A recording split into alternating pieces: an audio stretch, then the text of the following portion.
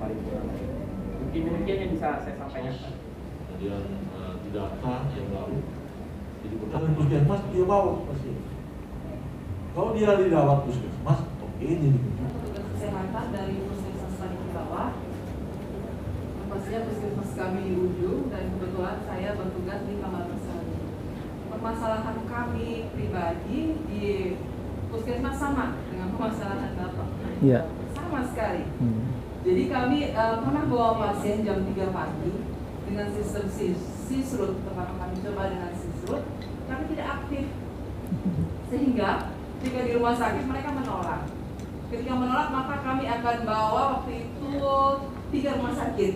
Tapi tetap ditolak. Akhirnya keputusannya kami yang putuskan sendiri Malalayang. Kalau soal di Malalayang Sunito mau di mana? Dan yang itu permasalahan yang pertama. Yang kedua adalah kadang-kadang jaringan memang tidak mendukung dokter. Jadi apa yang harus kami lakukan? Karena ketika kami bawa rujukan manual pun tidak diterima.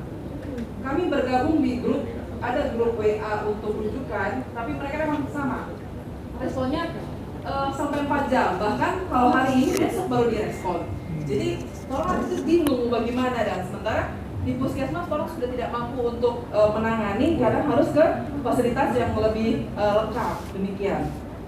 Jadi kami juga harus menjelaskan ke pasiennya, sudah tidak tahu. Jadi yang mau saya tanyakan di sini yang pertama mungkin sistemnya perbaikan, mempermudah dan mempercepat sistem itu sehingga kami tidak tertahan di jalan dan di keadaan yang seperti itu, Dok. Lalu yang kedua mungkin ada alternatif lain. Apa yang harus kami lakukan kalau memang rujukan dengan sistem orang masih terikat, sementara kami sendiri sudah tidak tahu harus berbuat apa lagi, sementara pasien harus diatasi, kami juga dapat tekanan dari keluarganya. Keluarga panik, kami juga bingung harus seperti apa. Lalu yang ketiga, kalau ada hal seperti ini yang di kejadian kami pribadi sih berulang-ulang terjadi, kami harus mengadukan kemana ini, Dokter?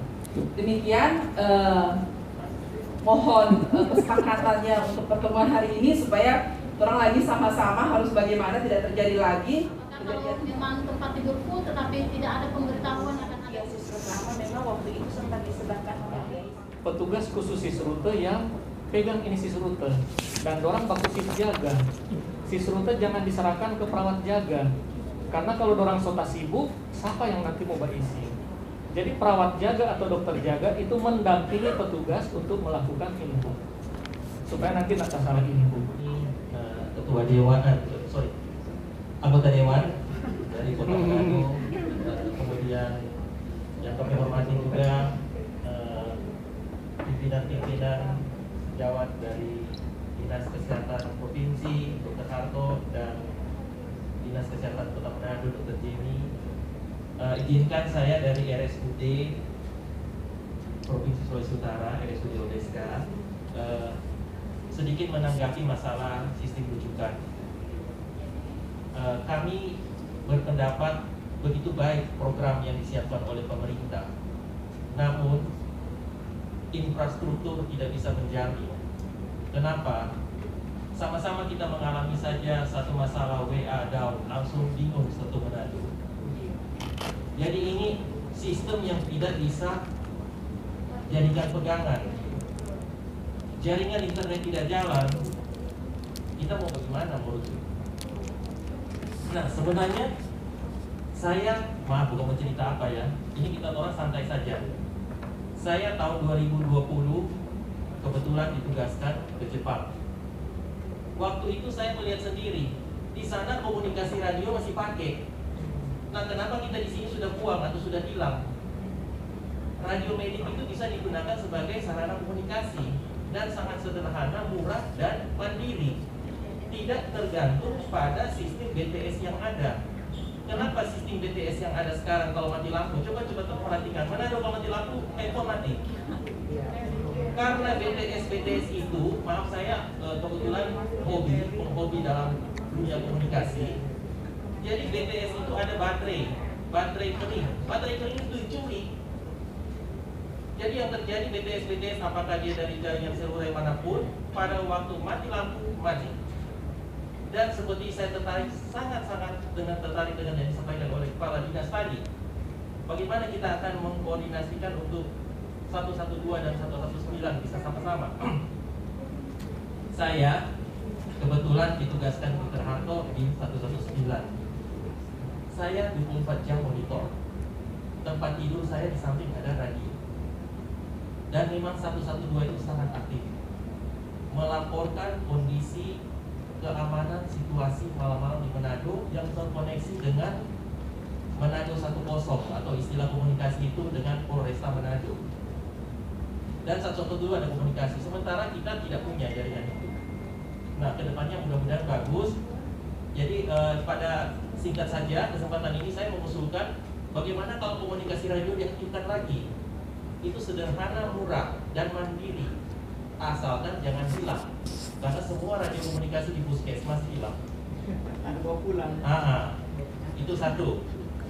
Kedua, yang kita lihat bahwa yang perlu diperhatikan di sini adalah kalau kita sudah memiliki anggap jaringan yang hebat sama seperti negara luar, negara maju dengan jaringan internet yang berapa giga per second, oke, sudah maju. Kita perlu membenahi lagi adalah kriteria rujukan. Karena kami mau rujuk ke Kando, contoh misalnya dari rumah sakit RSUD ODSK, Kando akan bilang, so transporter dia belum, so EKG belum, so ada lab belum, data lab terakhir itu 7 hari lalu, lab terbaru ada nggak? Jadi tidak apa-apa kalau memang harus memenuhi kriteria itu, tetapi sosialisasikanlah kriteria Anda atau dibuat keseragaman antara pelayanan-pelayanan yang terkait, supaya dari rumah sakit Pancar Bekasi mau rujuk, jangan sampai bilang, itu pasien ke foto ke mana hilang, astaga, film nggak ada, dari cetak cuma disimpan di server. Kembali ke tabakan, ada aplikasi tapi seringkali aplikasi ini macet karena signal atau ketersediaan perangkat lunak yang kurang atau pemahaman petugas yang kurang. Nah, kemudian tadi orang mencari alternatif yang lain selain aplikasi, menggunakan media lain untuk berkomunikasi dengan tempat rujukan, lewat telepon, WA, Telegram, kemudian membangun jejaring antara FKTP dengan FKTL sehingga ketika mereka rujuk pasien lebih mudah. Itu yang kita harapkan. Kemudian telah mengevaluasi agar tempat semakin berkurang. Keluhan terhadap pasien terhadap komunitas saat mereka dirujuk membutuhkan pertolongan yang lebih lanjut.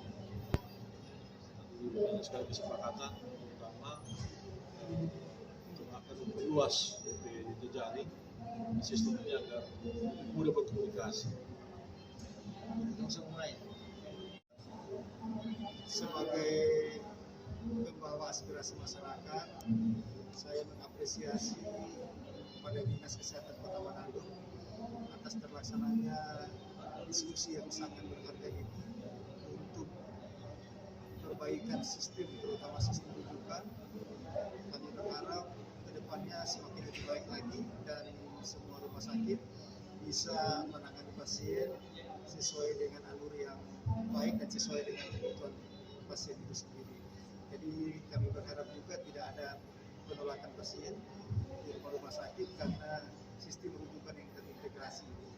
Jadi ini sangat baik sekali dan kedepannya mudah-mudahan apa yang disponsori oleh Dinas Kesehatan itu bisa dilaksanakan dengan sebaik-baiknya sehingga meminimalisir keluhan-keluhan dari masyarakat itu sendiri.